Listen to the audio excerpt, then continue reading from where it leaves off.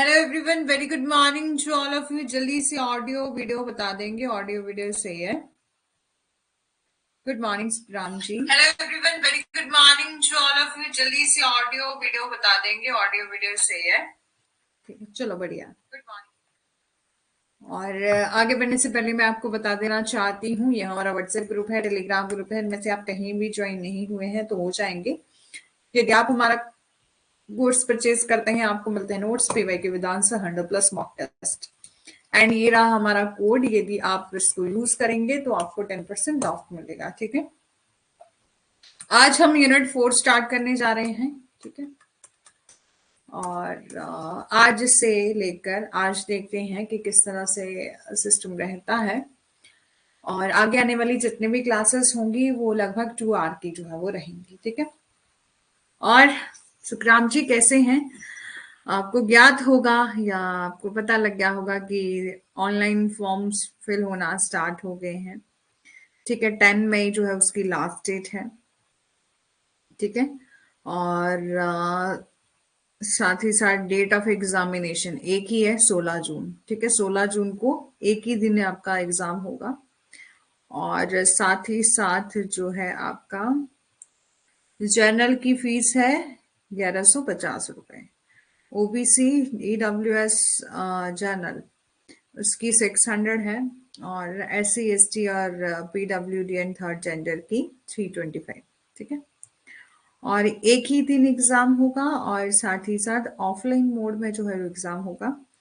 आपको कैसा लगा ऑफलाइन मोड में एग्जाम देखकर? ठीक लगा कि नहीं होना चाहिए था?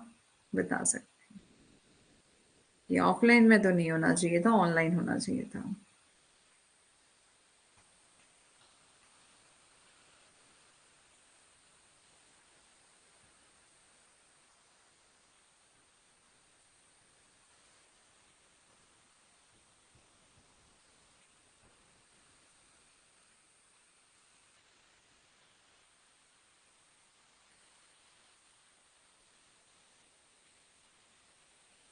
लास्ट डेट कितनी बताई? 10 मई है ना?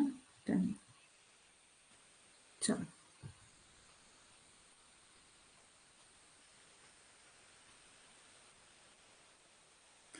ठीक है। ठीक नहीं लगा मैम? ऑनलाइन ठीक था? अच्छा, जब ऑनलाइन था तो लगभग स्टूडेंट कहते थे ऑफलाइन होना चाहिए एग्जाम।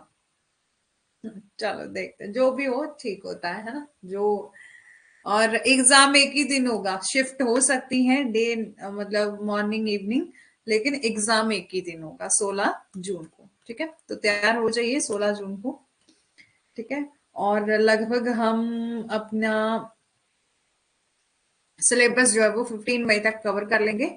उसके बाद आपके पास 15 मई से लेकर 16 जून तक लगभग एक मंथ का टाइम रहेगा, जिसमें आप अपनी रिवीजन कर सकते हैं, एमसीक्यू प्रैक्टिस जो है वो कर सकते हैं। ठीक है, जितना भी हमें अलॉट होगा उतना तो हम भी करवाएंगे।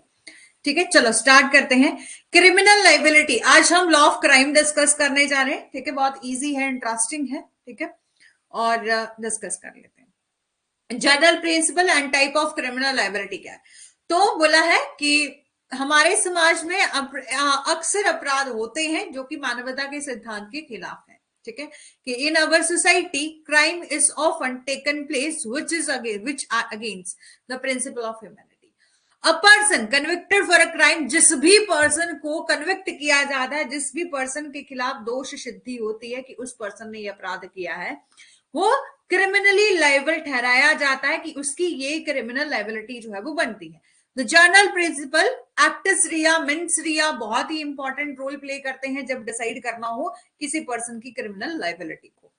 तो crime, there are lot of evils in our society, कि हमारे समाज में ढेर सारी बुराइयां हैं। ठीक है, उसी तरह से है हमारा एक क्राइम। ठीक है, जिसी को हम क्राइम कहते हैं।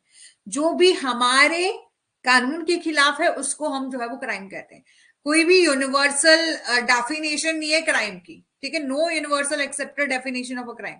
हाउएवर सर्टेन एक्ट इंडिविजुअल, जो कि इंडिविजुअल के द्वारा किए जाते हैं, ग्रुप ऑफ पीपल के द्वारा किए जाते हैं, जो उस एक्ट, वो एक्ट जो कि किसी इंडिविजुअल के द्वारा किया जाए, ग्रुप ऑफ पर्सन के द्वारा किया जाए या पीपल के द्वारा किया जाए, जो कि हार्म कर रहा है किसी पर्सन, पब्लिक को। ठीक है, किसी पब्लिक को और डिस्टर्ब कर रहा है शांति और ट्रैंक्विलिटी, यानी कि समाज में शांति और शांति को बाधित जो है वो करता है, ठीक है, तो उसको हम जो है वो क्राइम कहते हैं।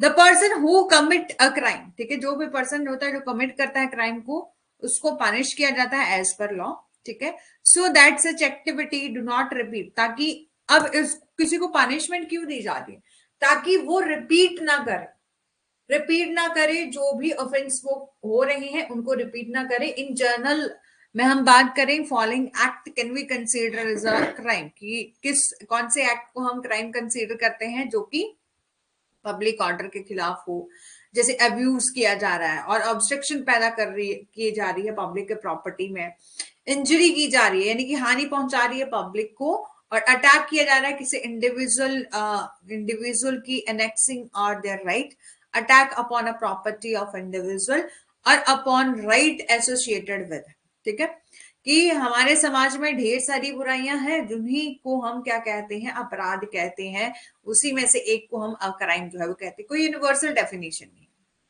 ठीक है, कोई यूनिवर्सल डेफिनेशन नहीं है, कोई भी सर्टेन एक्ट किया जा रहा है जिससे इंडिविजुअल और ग्रुप ऑफ पीपल जो है वो हार्म हो रहे हैं, जो लोग हैं उनकी शांति और सुरक्षा जो है वो कहीं ना कहीं डिस्टर्ब हो रही है, उसे हम जो है वो क्राइम कहते हैं, ठीक है। आजकल स्टूडेंट जो है क्लास में नहीं आ रहे हैं, है ना, क्या पता फसल का टाइम है ना, गेहूं बोई गई है, वो पक गई है, और सब स्टूडेंट्स लगभग जो है वो गांव में जो लोग रहते हैं उनको बहुत ज्यादा काम चल रहा है, ठीक है। लगभग यही वो मंथ होता है जिस महीने, बैसाख का महीना, जिस महीने जो है वो फसल काटी जाती है। हमारे यहाँ भी काम चल रहा है ना, तो इस कारण स्टूडेंट जो है वो लाइव क्लास अटेंड नहीं कर पा रहे हैं, बट कोई बात नहीं, ठीक है। दस crime can B dual in nature, जो क्राइम है आपका सिविल भी होता है, क्रिमिनल भी होता है, ठीक है। Sometime crime in a one country में नॉट बी अ क्राइम, कभी कभी ऐसा हो सकता है, जैसे मान लीजिए कि हमारी कंट्री में कोई पर्टिकुलर एक्ट है वो क्राइम है और अदर कंट्री में नहीं भी हो सकता, ठीक है। ये कभी कभी अलग अलग देशों के लिए अपने अपने उन्होंने स्टैट्यू बनाए होते हैं, अपने अपने लॉ बनाए होते हैं, उस हिसाब से ये डिसाइड किया जाता है कि उसने ये क्राइम किया है, उसने ये पर्टिकुलर एक्ट किया है, उसको हम क्राइम कहते हैं या नहीं कहते हैं। According to sociologist, a crime can be against human body, कि क्राइम जो है वो अगेंस्ट ह्यूमन बॉडी होता है, प्रॉपर्टी होता है, पब्लिक पीस होता है, रिलीजन होता है, और family morals of society, conservation of resources of the society. कि समाज शास्त्र के अनुसार जो है वो एक अपराध मानव शरीर, संपत्ति, सार्वजनिक स्थान और धर्म और परिवार, समाज की नैतिकता और समाज के संसाधन के संरक्षण के जो है वो खिलाफ हो सकता है। डेफिनेशन ऑफ क्राइम की हम बात करें, according to sir William Blackstone, crime एक ऐसा एक्ट होता है जो कि कमिट और ओमिट किया जाता है और in violation of a public law, forbidding और कमांडिंग इट। अपराध एक ऐसा कार्य है जो कि सार्वजनिक कानून सार्वजनिक कानून के उल्लंघन में किया और या छोड़ दिया गया है, और इसे मना या आदेश जो है वो देता है, ठीक है। इसको फॉरवर्ड किया जाए, मतलब ऐसा कोई एक्ट जिसको लॉ के द्वारा फॉरवर्ड किया गया है कि आप जो है वो नहीं कर सकते, उसको हम क्राइम कहते हैं। और फिर है आपका according to Stephen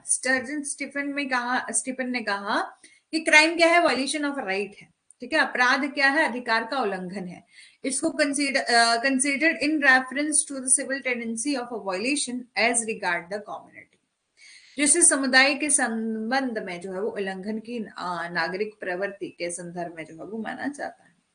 Crime is a violation of a right, considered in reference to the civil tendency of a violation as regard to community. और अकॉर्डिंग टू जॉन ग्लिन के अनुसार, एन एक्ट, कोई भी ऐसा एक्ट किया जा रहा है जो कि shown to be actually harmful to the society और that believe to be socially harmful by a group of people that has the power to enforce its belief, and that place such as act under the ban of positive penalty. एक ऐसा कार्य जो कि वास्तव में समाज के लिए हानिकारक साबित हुआ है, या जिसे लोगों के एक समूह के द्वारा जो है वो सामाजिक रूप से हानिकारक माना जाता है, जिसके पास अपनी मान्यताओं को लागू करने की शक्ति है और जो इस तरह के कार्यों को सकारात्मक दंड के प्रतिबंध के जो है वो रखता है। According to professor S W Keeton, ठीक है, के अनुसार crime today would seem to be any undesirable act. ठीक है, कि आज अपराध जो है वो कोई भी अवांछनीय कार्य प्रतीत होता है, which the state find most convenient to correct by the institution of proceeding for the inflicting or infliction of penalty instead of leaving the remedy to the discretion of some injured person. ठीक है, कि आज एक अपराध जो है वो कोई अवांछनीय कार्य प्रतीत होता है जिससे राज्य को किसी घायल व्यक्ति के विवेक पर उपाय छोड़ने या के बजाय जुर्माना लगाने के लिए आगे बढ़ने की संस्था द्वारा सही करना या सबसे सुविधाजनक जो है वो लगता है. According to section 40 of IPC में जो है वो डिफाइन करा गया है, an offence did not a thing made punishable by the court. एक ऐसा अपराध कोड के अनुसार, यानी कि जो अपराध है वो इंडियन पेनल कोड के में दंडनीय बनाई गई चीज को दर्शाता है, कि ऐसा कोई एक्ट जो कि क्या है, पनिशेबल इन नेचर है. और according to Halsbury law of England, crime is a unlawful act. Crime क्या है, अनलॉफुल एक्ट है, गैर कानूनी एक्ट है और डिफॉल्ट है. ठीक है, which is an offence against the public rendered the person guilty of act default liable to legal punishment. एक अपराध एक गैर कानूनी कार्य या डिफॉल्ट है जो कि जनता के खिलाफ एक अपराध है और व्यक्ति को इस कार्य का दोषी जो है वो ठहराता है और कानूनी सजा के लिए उत्तरदायी है. ठीक है, अब role of government in society. Development of crime can largely be due to the role of law and the government itself in the society. के अपराध का विकास जो है वो काफी हद तक समाज में कानूनों और समाज सरकार की भूमिका के कारण जो है वो हो सकता है. जब कोई अपराध होता है तो सजा सरकार के हाथों में छोड़ दी जाती है. जब भी आपको पता है कि जब भी ऑफेंस होता है तो सजा कौन देता है, गवर्नमेंट देती है. ठीक है, हम लोग खुद थोड़ी ना देते हैं, कहीं ना कहीं गवर्नमेंट ही देती है. ठीक है, गवर्नमेंट माने जो हमारी जुडिशरी होती है वो सजा देती है. और the punishment when a crime take place is left on hand of a government. कि जब कोई अपराध होता है तो सजा सरकार के हाथों पर छोड़ दी जाती है और the government is guided by the policies and rules that have promulgated to protect the welfare of a majority or the greater goods. Good. ठीक है, कि सरकार उन नीतियों और नियमों द्वारा निर्देशित होती है जिसने जिन्हें बहुमत या अधिक से अधिक भलाई के कल्याण की रक्षा के लिए प्रख्यापित किया गया.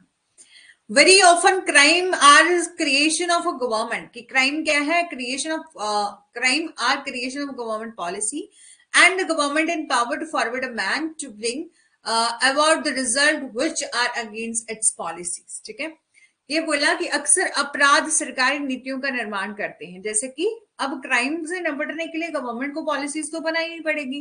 गवर्नमेंट के पास पावर है कि फॉरवर्ड किया जा सकता है किसी पर्सन को, रोका जाता है कि आप इन पॉलिसीज के खिलाफ कोई काम मत करो. और the very definition of crime depends upon the value of given society. अपराध की परिभाषा किसी दिए गए समाज के मूल्य पर जो है वो निर्भर करती है. एलिमेंट क्या है क्राइम के, तो यहां पर बोला अधिकांश आपराधिक अपराधों के किसी व्यक्ति को दोषी ठहराने के लिए दो तत्वों को साबित करना बहुत महत्वपूर्ण है. कि जब भी किसी पर्सन को आपको कन्विक्ट पर ठहराना है, कि दोष सिद्धि करनी है उस पर्सन की कि उस पर्सन ने ये पर्टिकुलर क्राइम किया है, तो उसके लिए 2 एलिमेंट जो है वो बहुत ही इंपॉर्टेंट है, वो आपको प्रूव करने पड़ेंगे. तो कौन सा है, actus reus and mens rea. Actus reus refer to a physical act. ठीक है, एक्टस रिया रेफर करता है जब कोई आप फिजिकल एक्ट करते हो involve in committing an offence for describe by the criminal law. ठीक है, एक्टस रिया आपराधिक कानून द्वारा वर्णित अपराध को रोकने के में जो है वो शामिल शारीरिक कार्य को संदर्भित करता है.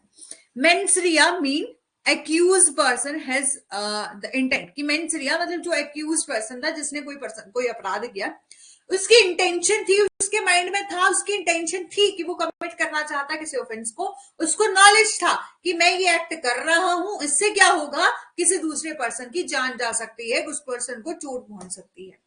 The intention of a person to commit a crime means a person mean to do something wrong और न्यू. कि वो पर्सन जो कुछ करने जा रहा है वो जानता है कि मैं जो करने जा रहा हूं वो गलत है.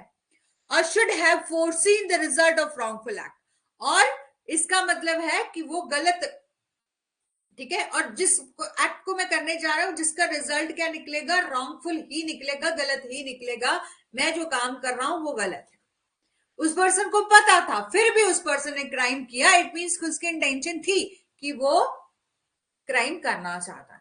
Intention is not the same as a motive, intention और मोटिव सेम नहीं हो, मोटिव होता है उद्देश्य, इंटेंशन होती है कि मंशा, जैसे, ठीक है, आगे बहुत डिटेल में समझाऊंगी कि इंटेंशन और मोटिव में क्या क्या डिफरेंस होता है।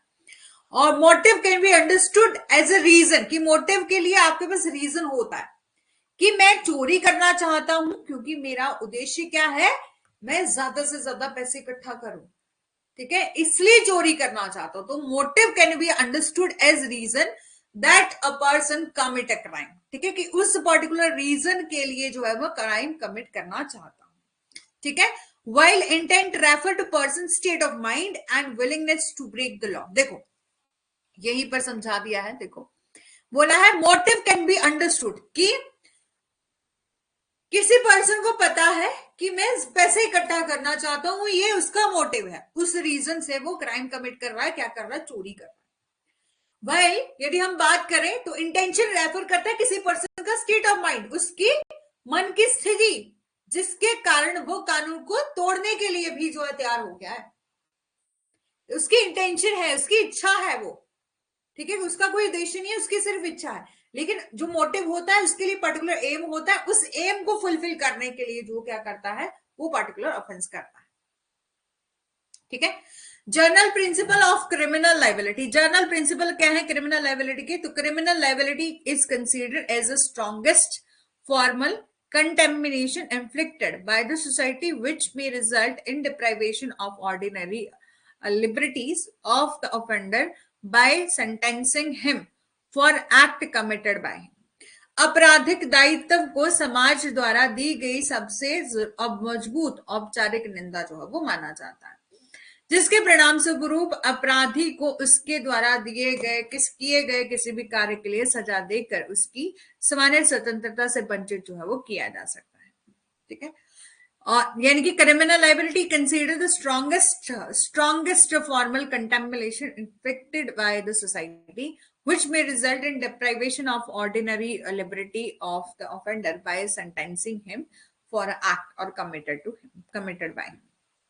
Criminal liability can be accessed under the range of offenses. Criminal liability can access, criminal liability को access कर सकते हैं under the range of offenses, यानी कि जिस पर्सन ने कोई अपराध किया है, it means वो क्रिमिनली तौर पर लाइबल है, ठीक है। स्कोप क्या है क्रिमिनल लाइबिलिटी का, कंडीशन क्या है क्रिमिनल लाइबिलिटी की, ये सब जो है वो five most basic and fundamental fact है क्रिमिनल लाइबिलिटी की। सबसे पहले एक्टस रिया, एक्टस रिया मतलब उस पर्सन ने गिल्टी एक्ट किया, जो एक्ट किया वही क्या था, गलत था, उस एक्ट, ठीक है, वो एक्ट किया वही क्या है, गलत है, गिल्टी, गलत एक्ट किया उसने। दूसरा है मेंसरिया, मेंसरिया मतलब गिल्टी माइंड, उसकी इंटेंशन गलत है। और principle of concurrence, the principle in which it is presumed that guilty mental state और guilty act occur simultaneously together, वह सिद्धांत जिसमें माना जाता है कि दोष मानसिक स्थिति और एक दोष कार्य एक साथ होता है, और इस सिद्धांत का उपयोग सख्त दयता वाले मामलों के अपवाद के साथ जो है लगभग सभी अपराधों को साबित करने के लिए किया जाना चाहिए। फिर है आपका प्रिंसिपल ऑफ कॉजेशन, ठीक है, कि कार्य कारण का सिद्धांत, ठीक है, principle of causation, the principal that link the guilty person conduct, कि वह सिद्धांत जो कि दोषी व्यक्ति के आचरण और अंतिम परिणाम को जोड़ता है। The principle that link the guilty person conduct and end result that is crime, वह सिद्धांत जो कि दोषी व्यक्ति के आचरण और अंतिम परिणाम को जो है वो जोड़ता है, जो अपराध है। ये इस मैगजीन पर बेस्ड है, नुल्ला, ठीक है, पोइना सिने लेगे, नुल्ला पोइना साइन लेगे, इस मैगजीन पर आधारित है, जिसका अर्थ है कि कानून बिना किसी अपराध नहीं, कानून के बिना कोई अपराध नहीं, ठीक है। इसका मतलब समझ में आया, समझ आया? देखो, कानून के बिना कोई अपराध नहीं। इट मीन्स कि जैसे मान लीजिए फॉर एग्जाम्पल के लिए हमारी इंडिया में ना चोरी करने की सजा है, ठीक है। और यदि मान लीजिए फॉर एग्जाम्पल कि इंडिया में चोरी करने की कोई सजा नहीं है, तो कोई पर्सन चोरी कर रहा है, इट मीन्स कि उसने कोई क्राइम नहीं किया। तो कानून के बिना no crime without law, law के बिना कोई क्राइम नहीं है। Which mean that person cannot be punished for something that is not prohibited by law। एक आदमी जो किसी चीज के लिए दंडित नहीं किया जा सकता जो कि कानून के द्वारा निषिद्ध है। और simple premises here that a man can only B punished for a consequences of its own action.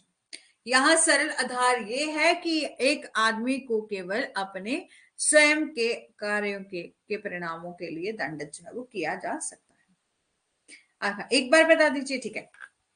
Principle of causation कहता है कि इस लैटिन मैक्सिम पर जो है वो बेस्ड है। क्या मैक्सिम है? नुल्ला, ठीक है, पोइना सीने लेकिन। इट मीन्स कि नो क्राइम विदाउट लॉ, बिना लॉ के, बिना कानून के कोई क्राइम नहीं है। जैसे फॉर एग्जाम्पल के लिए मान लीजिए इस टाइम, ठीक है, इस टाइम कोई अपराध है, जैसे फॉर एग्जाम्पल के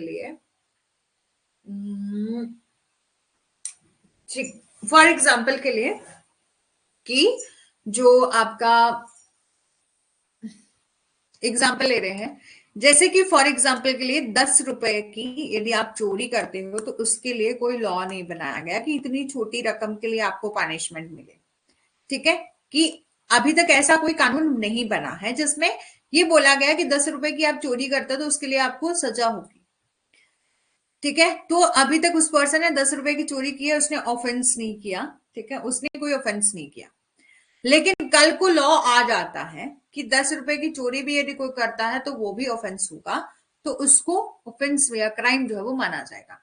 यानी कि नो क्राइम विदाउट लॉ। जब जब लॉ नहीं है तो क्राइम भी नहीं है, उस एक्ट के लिए कोई क्राइम नहीं है। लेकिन जैसे ही लॉ है, यानी कि लॉ बना दिया गया है, तो उस एक्ट को हम क्राइम कहेंगे। समझ आ गया?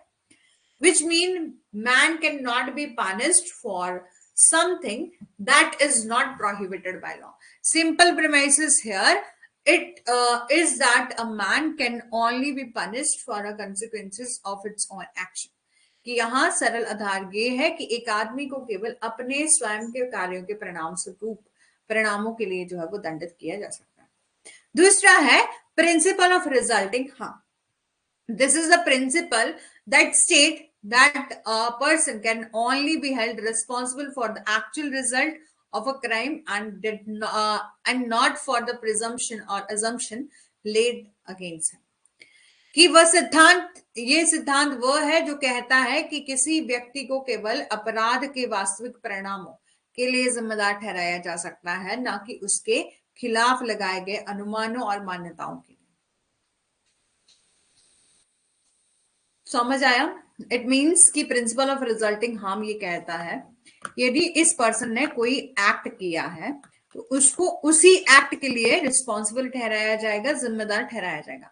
आप अपनी assumption और प्रिजम्पशन होता है कि हमने मान लिया कि उस पर्सन ने ये एक्ट किया, उसने मान लिया कि उस पर्सन ने वो क्राइम किया है। जैसे मेरे आइडिया से वो पर्सन वहां जा रहा था, इट मीन्स कि उसी ने उसका मर्डर किया है। तो अजम्पशन और प्रिजम्पशन जो है वो आपका कोई उसके खिलाफ किसी पर्सन को रिस्पॉन्सिबल नहीं ठहराया जाएगा कि आप ओनली अजम्पशन और प्रिजम्पशन लगा रहे हो, प्रिज्यूम कर रहे हो कि ऐसा हो सकता है, तो आप किसी पर्सन को रिस्पॉन्सिबल ठहरा दो, नहीं, ठीक है। अब है आपका बोले these facts are ascertain or drawn from the Latin legal maxim actus non facit nisi menseteria। ये बहुत ही इंपॉर्टेंट है कि the act itself not guilty unless done without a guilty intention। कि जब तक किसी पर्सन का गिल्टी इंटेंशन नहीं है तब तक ऐसा नहीं माना जाएगा कि उस पर्सन ने कोई ऑफेंस किया है। कार्य स्वयं दोषी नहीं है तब तक कि दोषी इरादे से किया जाए। यानी कि इस पर्सन ने कोई एक्ट किया, उसकी कोई इंटेंशन नहीं थी, जब इंटेंशन नहीं थी तो उसने कोई क्राइम नहीं किया। तो बोला actus non facit nisi mens sit rea, it means की act itself is not guilty unless done without with a guilty intention. कि कार्य स्वयं दोषी नहीं है जब तक कि दोषी इरादे से जो है वो नहीं किया गया है। ठीक है, all criminal act require an external wrong which was intentionally done by a guilty person with malice in order to cause harm to other party। सभी आपराधिक कृत्य के लिए बाहरी गलत कार्य की आवश्यकता होती है जो कि दूसरे पक्षों को नुकसान पहुंचाने के लिए दोषी व्यक्ति द्वारा दुर्भावना के साथ जो है वो जानबूझकर किया गया था। ठीक है, all criminal act require an external wrong which was intentionally done by a guilty person with malice in order to cause harm to other party। ठीक है, और it is to be noted that mens rea include the mental element. ठीक है, mens रिया में mental element include होता है, यानी कि इस किसी क्राइम को करने के लिए मेरी मेंटल कंडीशन कैसी थी, यानी कि मेरी मंशा थी या नहीं थी, क्या मैं उस पर्सन का मर्डर करना चाहती थी या नहीं चाहती थी। Which require criminal to be aware, इसके लिए बहुत जरूरी है कि अपराधी को ये पता होना चाहिए कि मैं जो कर रहा हूं इससे किसी पर्सन को नुकसान पहुंच सकता है।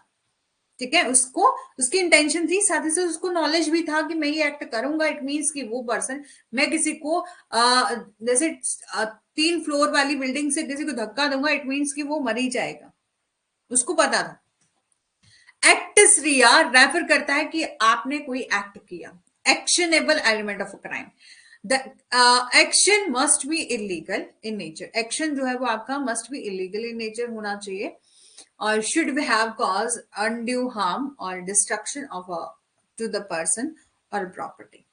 ठीक है, the last component to a crime include that of injury, hurt और damage of mind, body, reputation और property of a person, society at large. एक अपराध के अंतिम घटक में बड़े पैमाने पर किसी व्यक्ति या समाज के मन, शरीर, प्रतिष्ठा और संपत्ति को चोट और चोट या क्षति जो है वो शामिल है। It must be understood that the mens rea is not equivalent to motive. ये समझा जाना चाहिए कि मेंस रिया जो है वो इक्विवेलेंट टू मोटिव नहीं है, यानी कि मेंसरिया और मोटिव जो है वो एक जैसा नहीं है। ठीक है, सिमिलर नहीं है। मेंसरिया अलग चीज है, मोटिव अलग चीज है। मेंसरिया इंप्लाइज अ मेंटल स्टेट, कि किसी पर्सन की मेंटल कंडीशन या मेंटल स्टेट कैसी है, इन विच अ पर्सन इंटेंशनली चूज, जो कि इंटेंशनली जानबूझकर चूज करना चाहता है, ऑफ हिज ओन वायलेशन और इज वायलेट द लॉ। और मोटिव रेफर करता है रीजन बिहाइंड, कि आपने वो पर्टिकुलर एक्ट किया, उसके उस एक्ट के करने के पीछे क्या रीजन था, why certain prohibited act is performed. ठीक है, कि एक निश्चित निर्दिष्ट कार्य जो है वो क्यों किया जाता है। ठीक है, in the case of Kartar Singh versus state of Punjab, इस केस में सुप्रीम कोर्ट ने हेल्ड किया था element of mens rea must read into the penal provision of the statute unless the statute expressly bar. Hence, it is absolutely vital to consider the guilty mind of the offender when assigning the crime। ठीक है, कि एक कानून के दंड प्रावधानों में पढ़ा जाना चाहिए। इस केस में बोला था Kartar Singh versus state of Punjab. इस मामले में सुप्रीम कोर्ट ने कहा कि मेंसरिया कि तत्व को एक कानून के दंड प्रावधानों में जो है वो पढ़ा जाना चाहिए जब तक कि कानून स्पष्ट रूप से प्रतिबंधित ना करे। इसलिए अपराध का आंकलन करते समय अपराधी के दोषी दिमाग में विचार करना बिल्कुल महत्वपूर्ण है। ठीक है, और एक्सेप्शन क्या है मेंसरिया की, वो हम डिस्कस करेंगे। साथ ही साथ मैं आपको बताऊं कि जो आपका लॉ ऑफ क्राइम है, ठीक है, लॉ ऑफ क्राइम है, यहां से सवाल कैसे बनते हैं, तो स्टेटमेंट वाइज, ठीक है, कंसेप्चुअल क्वेश्चन आते हैं। स्टेटमेंट वाइज थोड़े बहुत जो है वो मैच ऑफ द फॉलोइंग, जहां पर सेक्शन मैच करने के लिए आते हैं वो, और assertion reason. Statement wise question बहुत पूछे जाते हैं यहाँ से। स्टेटमेंट वाइज जैसे स्टेटमेंट दे दी कंसेप्ट, जिसमें आपकी कंसेप्ट क्लैरिटी जो है वो लिखती है। ठीक है, स्टेटमेंट वाइज। तो एक्सेप्शन क्या है मेंसरिया की, तो यहां पर बोला since intention form such important part of determining the criminal liability, क्योंकि इरादा आपराधिक दायित्व का निर्धारण करने के लिए बहुत महत्वपूर्ण हिस्सा जो है वो बनता है। इसलिए अधिकांश देशों ने घोषणा की है कि व्यक्ति को का पागलपन एक ऐसी स्थिति है, यानी कि जो एक इंसान की इंसैनिटी एक ऐसी स्थिति है जहां पर उसको एग्जेम्प्ट किया जाता है कि वो लायबल है पनिशमेंट के लिए, ठीक है, और उसको पनिश जो है वो नहीं किया जाता. The most accepted from the insanity is a mental disease or defect which cause a person to have a distorted view of reality where he or she cannot differentiate the right or wrong. ठीक है, कि exception क्या है mens rea की, यदि mens rea को तब नहीं देखा जाएगा जब कोई पर्सन पागल है. अब जो पर्सन जो अनसाउंड माइंड है, जिसको पता ही नहीं क्या चीज सही है क्या गलत है, वो राइट एंड रॉन्ग में डिफरेंस ही नहीं जान सकता. ठीक है, तो राइट एंड रॉन्ग में डिफरेंस ही नहीं जान सकता. ठीक है, तो उसके लिए उसको एक्सेप्शन दी है, exception to the mens rea. And other scenario में बोला है कि किसी पर्सन को होली एग्जेम्प्ट किया है क्रिमिनल लायबिलिटी के लिए. ठीक है, और concise mind does not control the bodily movement और फंक्शन विच इज कॉल्ड ऑटोमेटिज्म. ठीक है, उदाहरण के लिए जैसे कोई किसी को नींद में चलने की बीमारी होती है ना, तो उसको पता नहीं होता कि मैं नींद में क्या कर रहा हूँ, किसी को धक्का लगा दिया नींद में चलते चलते या कुछ भी कर दिया, तो उसके लिए उस पर्टिकुलर केसेस में भी जो है वो एक पर्सन को होली एग्जाम्प्ट किया गया है कि यदि आप इस तरह की कोई एक्ट करते हो तो आपको क्रिमिनल लायबल नहीं ठहराया जाएगा. In such rare cases the person may be acquitted of all criminal charges given that their state of mind is proven beyond the reasonable doubt. कि ऐसे दुर्लभ मामले में व्यक्ति को सभी आपराधिक आरोपों से बरी किया जा सकता है, और ये देखते हुए कि उसकी मन की स्थिति उचित संदेह से परे साबित होती है.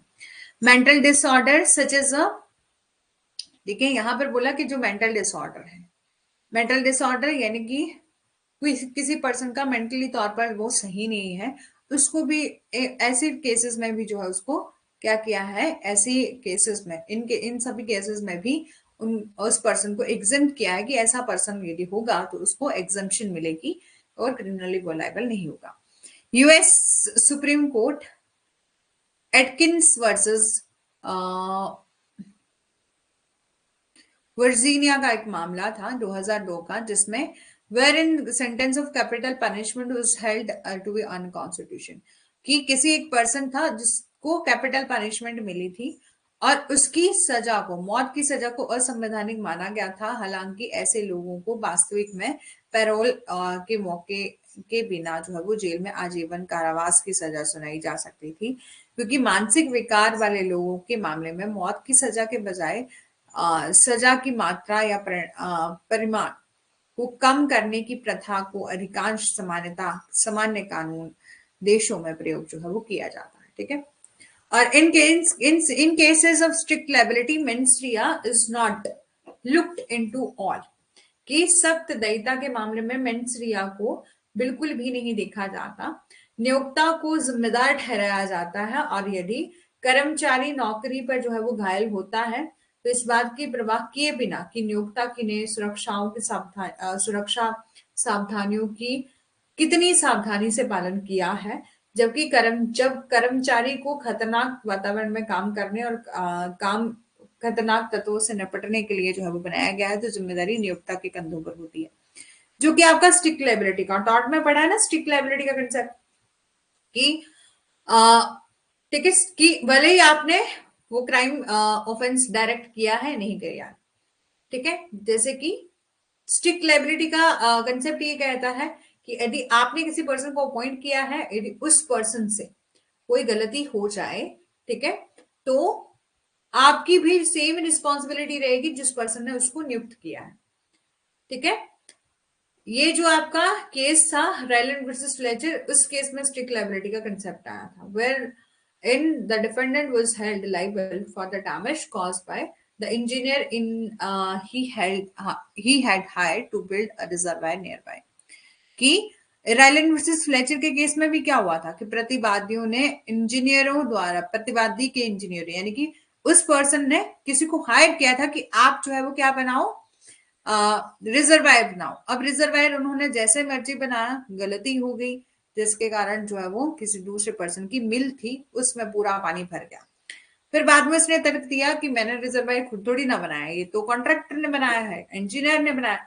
तो फिर कोर्ट ने हेल्ड किया कि चाहे किसी ने भी बनाया हो, आपकी लाइबिलिटी पर बना है, आपकी रिस्पॉन्सिबिलिटी पर बना है, आपके रिस्क पर बना है, इट मीन्स कि आप जो है वो लाइबल है। इवन हम बात करें, नेक्स्ट है MC Mehta versus union of India. तो आपको पता है एब्सोल्यूट लाइबिलिटी का कंसेप्ट, जिसमें ये कहा जाता है कि जहां पर इंटेंशन देखी नहीं जाती, कि इंटेंशन चाहे जैसी मर्जी हो, यदि आपके जैसे इंडस्ट्री वगैरह में कहीं पर भी जहां पर हजार्डस वर्क करवाया जाता है, तो यदि ऐसा कोई काम हो रहा है, मतलब ऐसा कोई एक्ट हो जाता है जिससे किसी वर्कर की जान चली जाती है, उसको परमानेंट या टेम्परेरी लॉस हो जाता है, तो आपकी वहां पर लाइबिलिटी बनती है एज ओनर होने के नाते। Bhopal gas strategy here in absolute liability is introduce the guilty of intention of guilty party is immaterial to a crime, especially when it affects the population as whole as writ, ठीक है, is a case of the MC Mehta versus union of India. ठीक है, आपका बोला next important element क्या है criminal के law का, is that the bar against exposition या of ex post factor law where in a person may be condemned, ठीक है, for an act that he perform which at the time was not criminal in nature. आपराधिक कानून में अगला सबसे महत्वपूर्ण तत्व या पूरा व्यापी कानूनों को लागू करने के खिलाफ जो है वो रोक है, जिसमें व्यक्ति को उस कार्य के लिए दोषी ठहराया जा सकता है जो उसने किया था, या उस समय प्रकृति में अपराध नहीं था लेकिन अब कानून के खिलाफ है। ठीक है, यानी कि उस टाइम जो है वो, जैसे मान लीजिए आज किसी पर्सन ने क्राइम किया, ठीक है, आज किसी पर्सन ने क्राइम किया, आज वो अपराध नहीं है, इन फ्यूचर कोई लॉ बन के आता है, वो एक्ट जो है वो पुराना जो उसने एक्ट किया है वो भी अपराध बन जाता है, तो उसको पुराने एक्ट के लिए लायबल नहीं ठहराया जाएगा। This basically mean that a person can not be punished for an act that he और she did in the past which was not of a criminal in nature, and criminal liability look into the consequences and punishment that may be given an individual in accordance to magnitude of the crime and she has committed। कि ये कहा कि आपराधिक कानून में अगला सबसे महत्वपूर्ण तत्व पूरे व्यापी कानूनों को लागू करने के खिलाफ जो है वो रोक है, जिसमें किसी व्यक्ति को उस कार्य के लिए दोषी ठहराया जा सकता है जो कि उसने किया था या उस समय प्रकृति में आपराधिक था, लेकिन अब कानून के खिलाफ इसका मूल रूप से मतलब है कि किसी व्यक्ति को उस कार्य के लिए दंडित नहीं किया जा सकता जो उसने अतीत में किया हो, यानी कि पहले किया हो, तब वो प्रकृति में अपराध जो है वो नहीं था। और इस प्रकार आपराधिक दायित्व उन परिणामों और दंडों को ये देखता है जो कि किसी व्यक्ति को उसके द्वारा किए गए अपराध की भयावहता के अनुसार जो है वो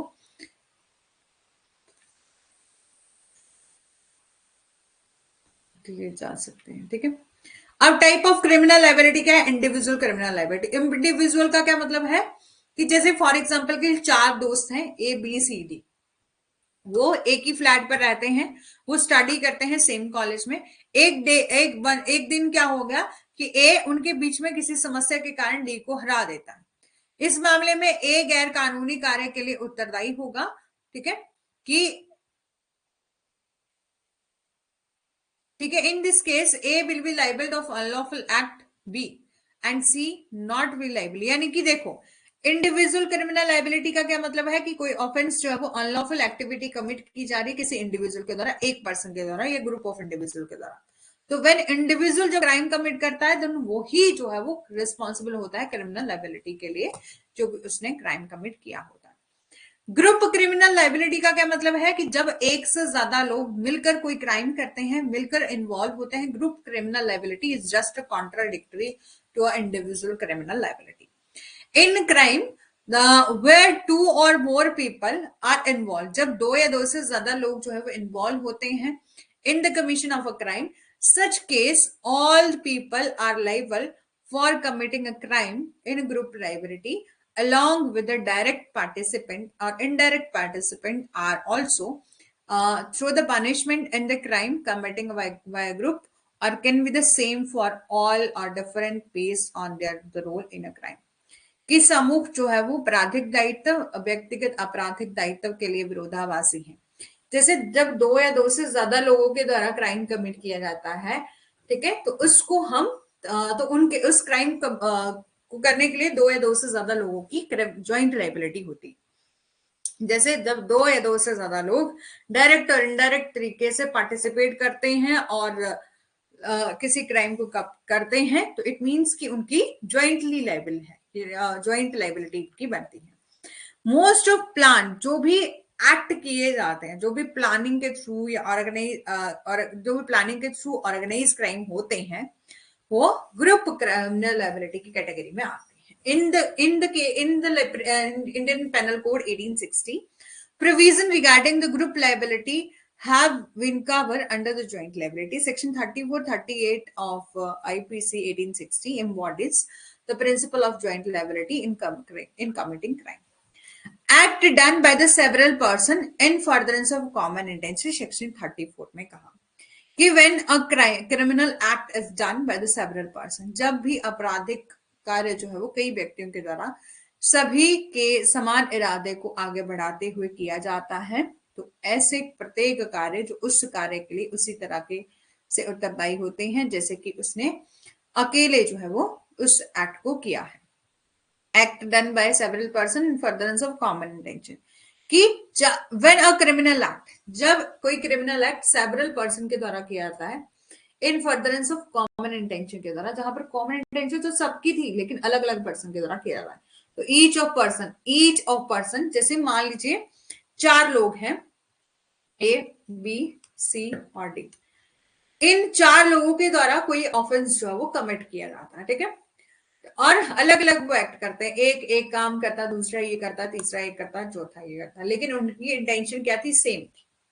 उनकी इंटेंशन क्या थी? सेम थी, ठीक है, उनकी इंटेंशन क्या थी? सेम थी। तो इट मींस ऐसा समझा जाएगा कि भले उन्होंने एक्ट तो एक ही किया है, इंटेंशन उनकी एक थी, भले उन्होंने अलग अलग एक्ट परफॉर्म किया है, लेकिन फिर भी जो है वो हर एक पर्सन को लायबल ठहराया जाएगा। ये पर्सन ऐसा माना जाएगा जैसे इन चारों ने मिलकर किसी का मर्डर किया। इट मींस ए ने अलग से मर्डर किया, बी ने भी किया, सी ने भी किया, डी ने, मतलब उनको सेवरल ईच पर्सन जो है वो लायबल माने जाएंगे in the same manner if it were done by him alone, ठीक है।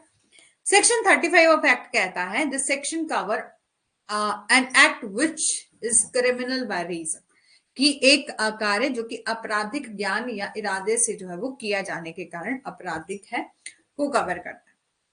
An act which is criminal by reason of its being done with a criminal knowledge और इंटेंशन, कि एक कार्य जो कि आपराधिक ज्ञान और इरादे से जो है वो किए जाने के कारण आपराधिक है को कवर करता है।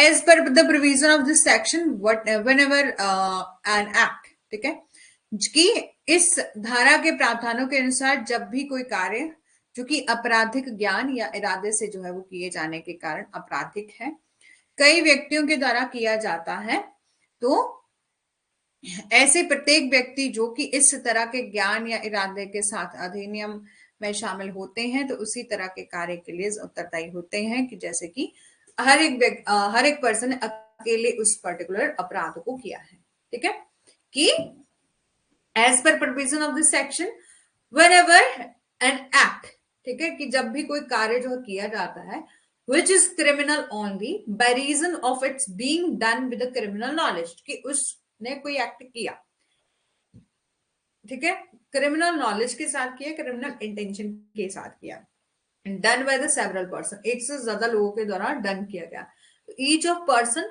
वुड ज्वाइन, ठीक है, हर एक पर्सन ने उस एक्ट को करने में ज्वाइन किया था और इस नॉलेज और इंटेंशन से किया था कि उस पर्सन की उनकी उस क्राइम को करने की उनकी इंटेंशन थी, तो उनको लायबल ठहराया जाएगा सेम मैनर में। इससे कोई फर्क नहीं पड़ता कि एक पर्सन बाहर जाके, जैसे पोस्ट मास्टर केस सबने सुना ना, पोस्ट मास्टर केस के बारे में सुना होगा, तो ये पोस्ट मास्टर के केस में जो वीरेंद्र घोष होता है वो कहता है कि मैं तो चलो दरवाजे पर खड़ा था, मैं तो देख रहा था कि कोई आ तो नहीं रहा, इट मीन्स भले ही आपने जैसे मर्जी किया, सेक्शन 34 का केस है वैसे तो वो, ठीक है, लेकिन आपकी इंटेंशन सेम थी, सेम मैनर में किया, तो इट मीन्स कि आपको बिल्कुल नॉलेज था, आप जो है वो क्रिमिनली लायबल जो है वो ठहराए जाओगे सब पर्सन सेम मैनर में, if act were done by him along with that knowledge or intention, ठीक है। Effect cause by the party और पार्टी बाय ओमिशन, सेक्शन 36 में कहा है कि wherever the causing of certain effect और an attempt to cause the effect by an act और by omission is an offence, कि जहां किसी निश्चित प्रभाव के कारण उसका प्रभाव जो कि किसी कार्य द्वारा या चूक के द्वारा उत्पन्न करने का प्रयास या एक अपराध है, उसको ये समझा जाना चाहिए कि उसका प्रभाव उस प्रभाव का कारण जो है वो आंशिक रूप से किसी व्यक्ति के द्वारा या आंशिक रूप से एक चूक के द्वारा जो है वो एक अपराध है, कि wherever the causing of certain effect or attempt to cause that effect by act or by omission is an offense, it is to be understood that causing of effect partly by an act and partly by omission is the same offense, ठीक है। For example के लिए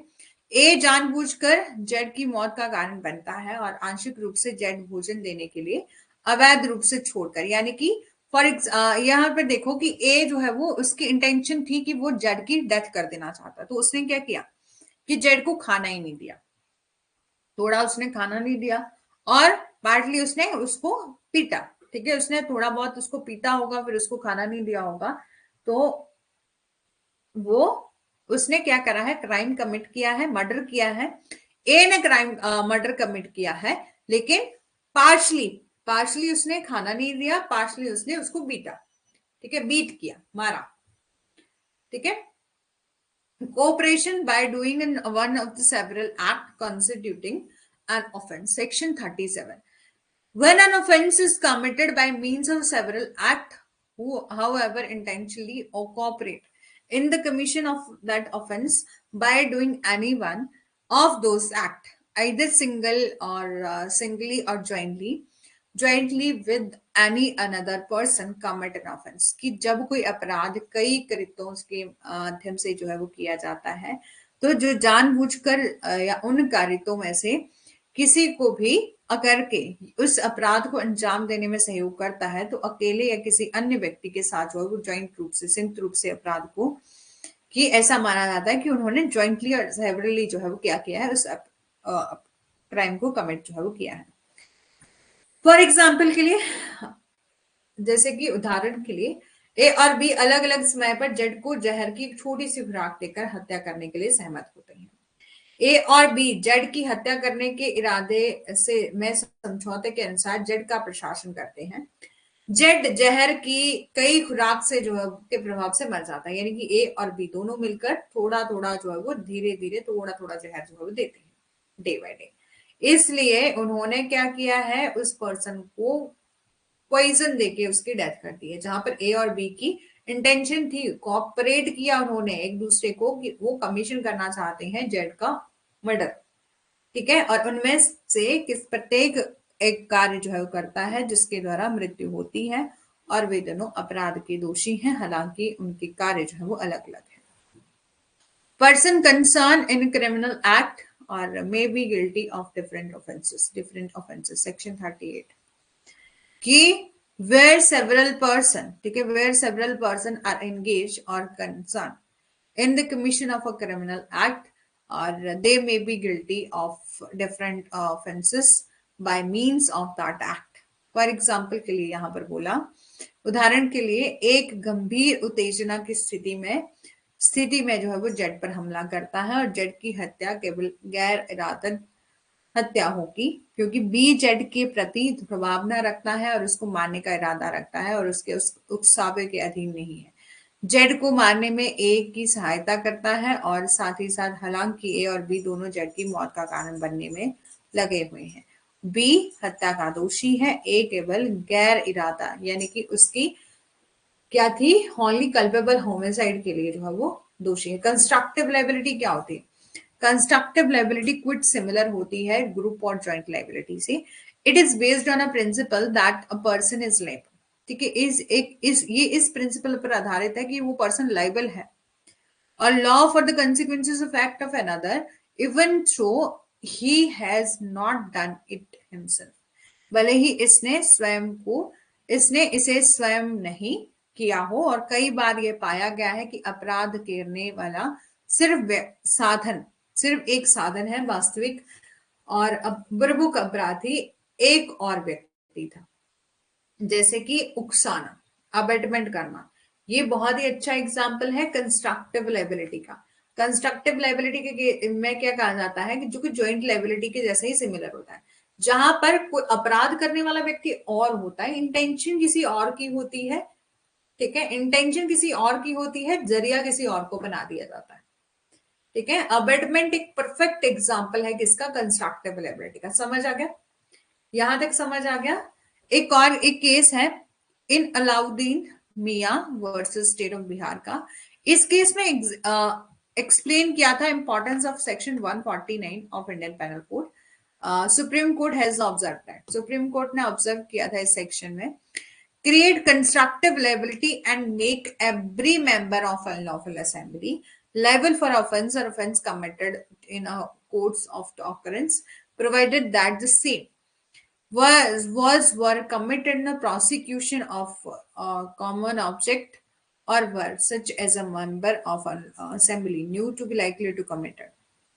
कि जो section 149 के महत्व को उकसाते या समझते हुए सुप्रीम कोर्ट ने कहा कि जो आपका कंस्ट्रक्टिव लायबिलिटी है, ये सेक्शन जो है वो सेक्शन 149 आपका कंस्ट्रक्ट कर रहा है, क्रिएट कर रहा है कंस्ट्रक्टिव लायबिलिटी को.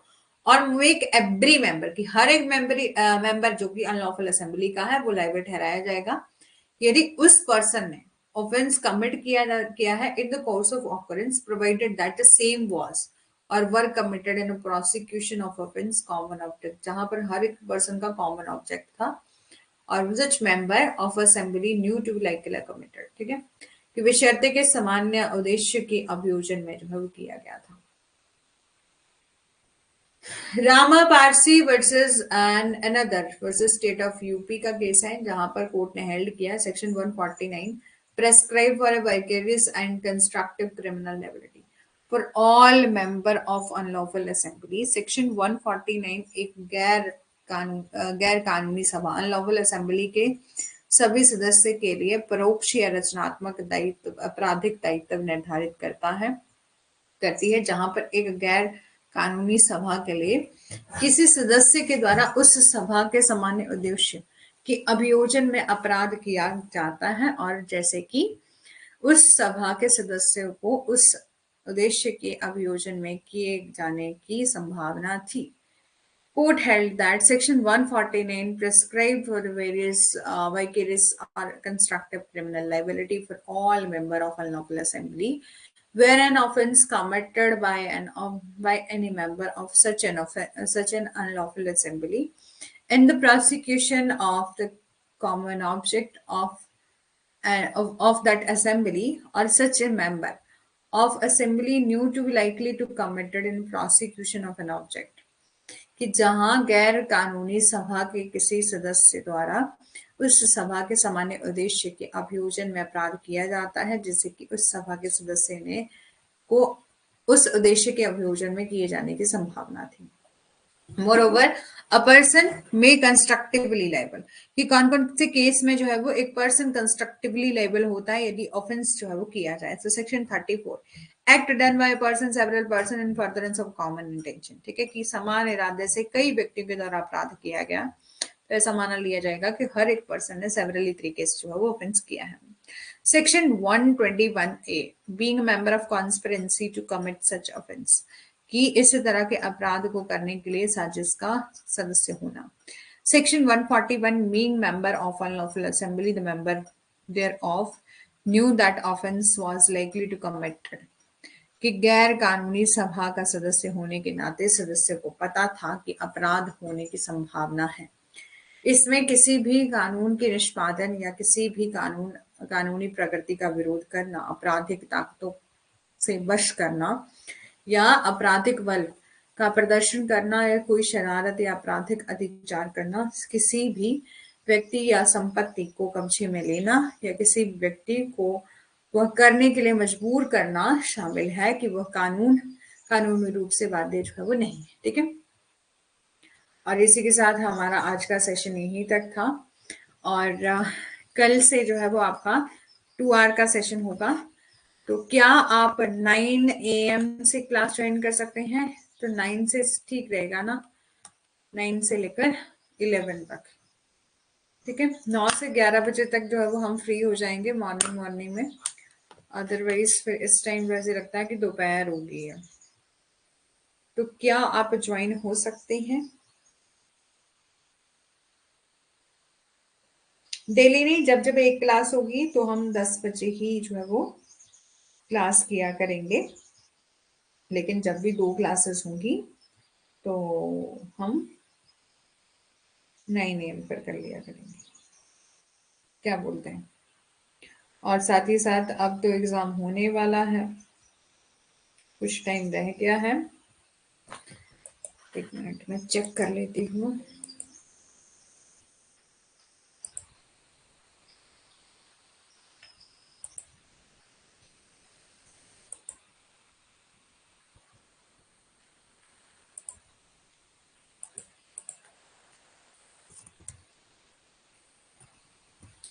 हमें भी थोड़ी सी स्पीड जो है वो खींचनी पड़ेगी।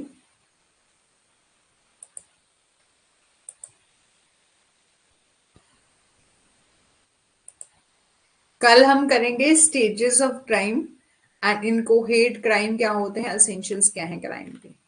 आज ही कर लिया जाए कि कल करें? स्टेजेस ऑफ क्राइम क्या है, इनकोहेट क्राइम क्या है, और जनरल एक्सेप्शंस क्या है। इजी है।